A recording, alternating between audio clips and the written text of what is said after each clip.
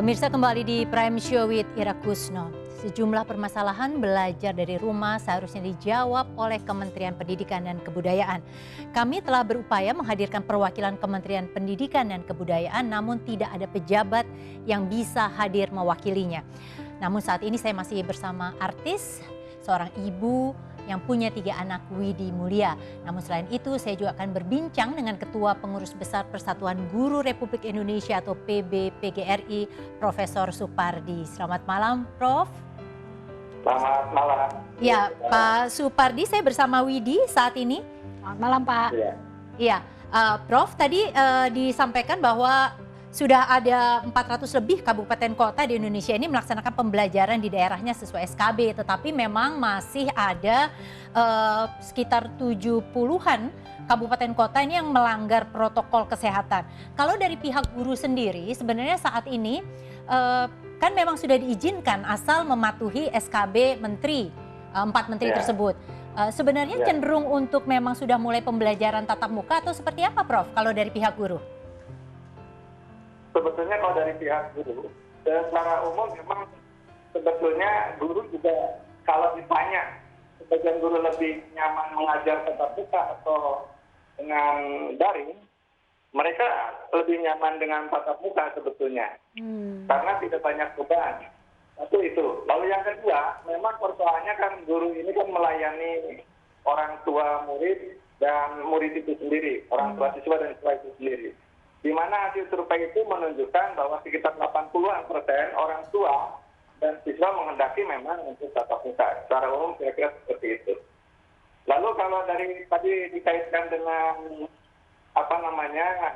SKB 4 Menteri, SKB 4 Menteri memang berdasarkan zonasi, Bu Ira.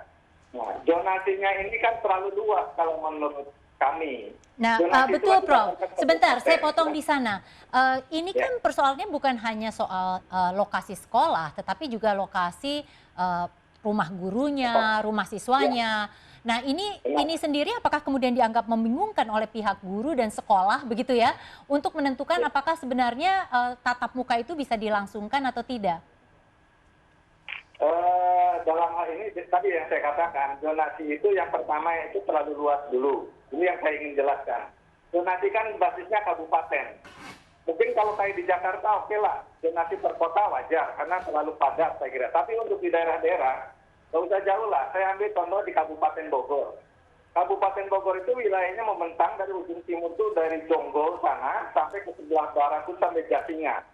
Katakanlah yang terpapar itu ada daerah Cilengsi, Jonggol. Daerah Jatinga, misalnya daerah Cibudas, itu kan aman dan hijau dan sangat jauh.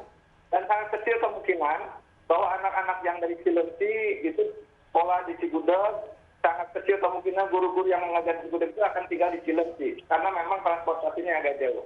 Sehingga dengan demikian mungkin pemetaan zonasi itu harusnya lebih disebawakan lagi menjadi basis kecamatan, bahkan kalau daerah-daerah mungkin desa.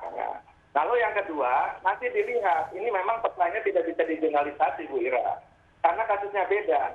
Ada karena kabupatennya kuning atau orange gitu. Padahal misalnya sekolah SD itu kan umumnya anak-anak tinggal di sekitar desa itu. Gurunya juga relatif tinggal di desa itu. Karena kabupatennya kuning atau orange, maka kemudian dilarang untuk melakukan tatap muka.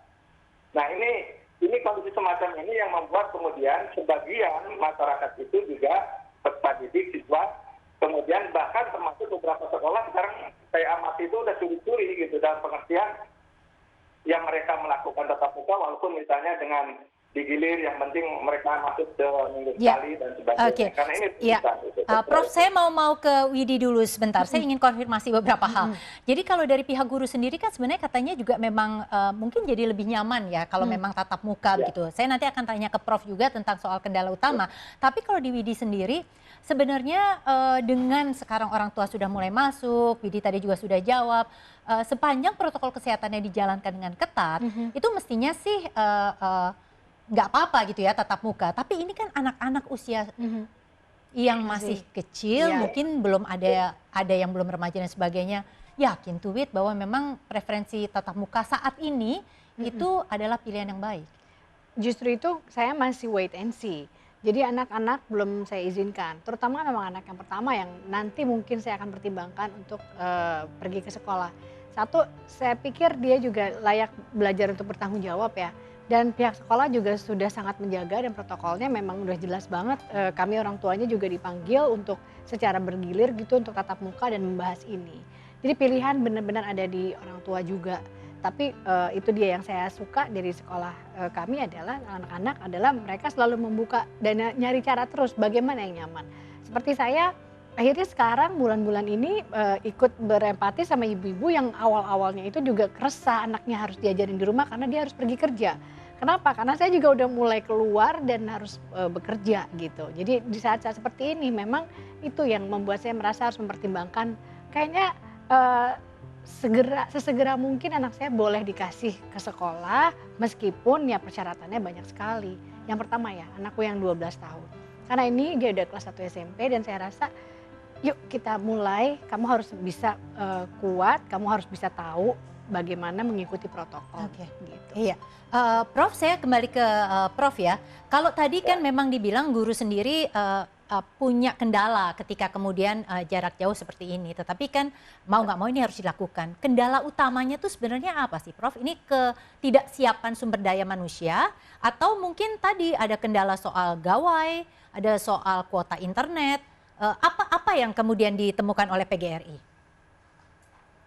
Kendalanya kalau di guru itu lebih kompleks, Bu. Yang jelas kondisi kendala terkait dengan infrastruktur sarana prasarana ya, tentang kesediaan gawai, kemudian kuota, bahkan sinyal. Untuk beberapa daerah itu kan masih banyak yang blank spot, yang kadang-kadang sinyalnya tidak ada. Dan ini sudah diakui oleh pemerintah sendiri, masih ada beberapa daerah kita yang memang belum terjangkau internet. Itu jelas, kendala itu sudah jelas pasti. Yang keduanya, misalnya kendala sarana prasarana ini, apalagi saat ini guru ini kan masih banyak juga yang honorer yang pendapatannya pas-pasan, sehingga kemudian handphone mereka itu juga misalnya sangat jarang yang memiliki Android. Kita melihat guru tidak hanya yang ada di Jakarta di kota, tapi sampai dengan saya dapat masukan dari Papua, saya dapat masukan dari Rejang Lebong, pelosok Bengkulu, saya dapat masukan dari Kalimantan dan sebagainya. Nah itu yang pertama. Yang kedua, ya kendala SDM itu sendiri, artinya kan selama ini guru memang belum dipersiapkan dengan PJJ, mereka harus belajar dulu tentang aplikasi PJJ-nya. Nah aplikasi PJJ ini kan sangat beragam, ada yang berbasis MLS misalnya kayak Google Classroom, ada yang video conference kayak ada Zoom, ada Google Meet dan sebagainya. Nah ini berbeda-beda dan mempunyai plus minusnya. Hanya persoalannya sebetulnya yang paling intens kalau pakai daring, PJJ daring mungkin sebetulnya video conference.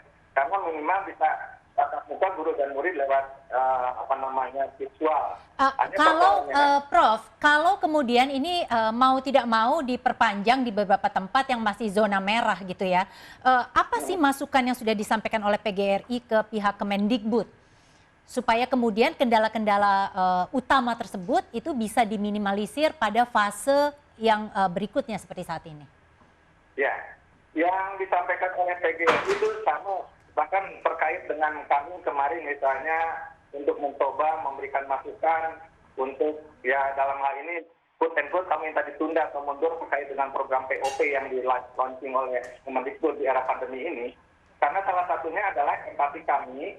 Anggaran itu kalau seandainya, bagaimana kalau anggaran yang ada di Kemendikbud itu lebih dioptimalkan, diberdayakan untuk mendukung supaya proses PJJ daring yang banyak kendala aspek ketersediaan sarana prasarana, ketersediaan tentang sinyal dan sebagainya bisa diatasi dulu. Itu yang pertama. Di samping juga untuk mendukung tadi protokol kesehatan, karena setiap sekolah beda-beda. Tidak sebetulnya semua sekolah yang tadi murid sekolah anak-anak mendidik daya dukung sekolahnya bisa memadai lah untuk protokol kesehatan. Tapi kita dapati sekolah-sekolah yang kadang-kadang toiletnya saja sangat terbatas, air bersihnya sangat terbatas. Ini kan infrastruktur yang disiapkan kalau mau PJJ. Iya, Prof, sebentar saya potong lagi di sana. Kita simak dulu, ini ada penjelasan dari Mas Menteri Nadiem Makarim, terutama tentang apa yang tadi Prof sampaikan soal ketersediaan kuota internet untuk siswa maupun guru.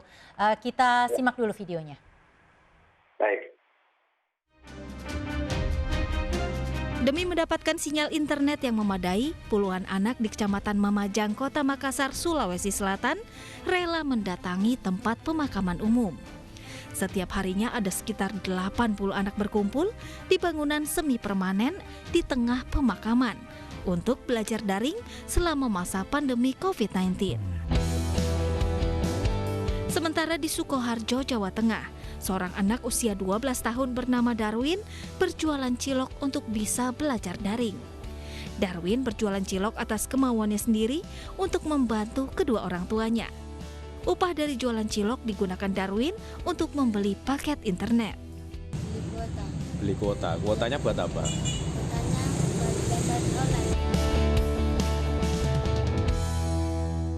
Satu yang besar dan selalu kami dengar dan memang di situasi adalah pembiayaan daripada kuota ini yang memang menjadi beban ekonomi bagi banyak sekali orang tua murid dan juga beban untuk sekolah.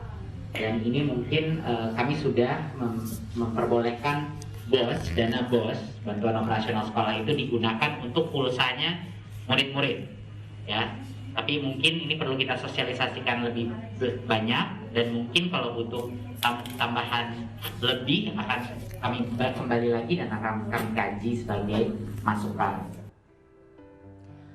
Jadi Pak Supardi, ini dana BOS bisa dimanfaatkan untuk pembelian pulsa begitu. Ini cukup Pak? Cukup membantu? Nah, ya saya kira bukan tidak mensyukuri ya, membantu Bu. Tapi BOS itu berapa? Tadi saya dapat informasi dari Kabupaten Sorong, satu sekolah di sana kan nggak banyak peserta didiknya Bu. Misalnya hanya satu sekolah itu, di SD itu hanya 100 orang gitu ya. Nah BOS ini kan berdasarkan jumlah siswa. Nah satu orang siswa misalnya yang di SD itu kan 900.000. 900.000 kalau kali 100 orang itu kan 90 juta lah satu tahun. Kira-kira ya per bulan itu 8 jutaan. Nah dana BOS itu kan sebagian buat bayar guru-guru honorer. Tanya banyak sekali di sekolah-sekolah ini, misalnya sekolah SD, idealnya itu kan ada 9 guru harusnya. 6 guru wali kelas misalnya, dan 3 guru mata pelajaran agama, olahraga, dan kesenian. Nah idealnya, di mana beberapa sekolah itu guru negerinya tuh sekarang tuh banyak hanya 2, hanya 3, nah sisanya honorer. Honorer itu dibayarnya juga dari dana BOS. Lalu kemudian untuk menyediakan protokol kesehatan juga dari dana BOS. Untuk menyiapkan tadi infrastruktur beli laptopnya atau gawainya juga dari BOS. Jadi bisa dikalkulasi sendirilah. Kalau misalnya suatu sekolah hanya nerima 8-10 juta per bulan dana BOS, nanti coba dikalkulasi untuk membayar honor gurunya. Misalnya guru honornya ada 5 saja, ditambah kemudian untuk beli protokol pendanaan protokol kesehatan, beli misalnya masker, cadangan, beli sabun, mengadakan sanitasi, air bersih dan sebagainya. Oke. Untuk internet bisa dikalkulasi. Prof, poinnya sudah kami dapatkan, artinya bukan nggak bersyukur begitu ya, tetapi silakan hitung sendiri seberapa memang kontribusi itu nanti akan bisa membantu. Terakhir nih Prof, kalau tadi kan Widi sempat bilang bahwa itu komunikasi antara guru sama orang tua sekarang ini mesti memang terbuka sekali ya, karena masing-masing kan punya kendala. Tips untuk orang tua seperti Widi ini apa Prof? Gimana Pak? Apanya untuk orang justru di sinilah makanya kita kerjasama. Nah, sebetulnya gini Bu Ira, kalau saya memandang pendidikan itu bukan hanya tanggung jawab orang tua dan guru, tetapi juga masyarakat. Saya kira itu yang sangat perlu dilibatkan dalam kondisi, apalagi kondisi pandemi seperti ini, kondisi luar biasa. Karena banyak sekali memang komunikasi ada dalam pembelajaran PJJ, memang tidak boleh lepas dari orang tua. Artinya perlu ada komunikasi guru dan orang tua, karena anak guru hanya memantau lewat misalnya internet, lewat PJJ, tapi yang belajar di rumah kan yang mendampingi orang tua. Oke. Persoalannya orang tua kan harus bekerja. Maka orang tua bekerja, siapa yang mendampingi? Kalau ada misalnya keluarga yang mendampingi, kan sebagian besar di kota-kota tidak yang mendampingi. Nah, kalau masyarakat berperan, misalnya lingkungan RW, lingkungan desa, coba misalnya di RW tertentu tuh, di tamannya itu dipasang wifi di sana gitu, sehingga kemudian dalam lokal ke-RW-an bisa di lockdown di situ, mereka bisa belajar bersama dan sebagainya. Ya, terima kasih Prof. Ya, terima kasih Profesor Supardi ini dari Persatuan Guru Republik Indonesia. Dan pemirsa, saya masih bersama Widi Mulia, nanti kami masih akan ngobrol juga dengan KPAI. Prime Show with Ira Kusno kembali sesaat lagi sesudah jeda komersial berikut ini.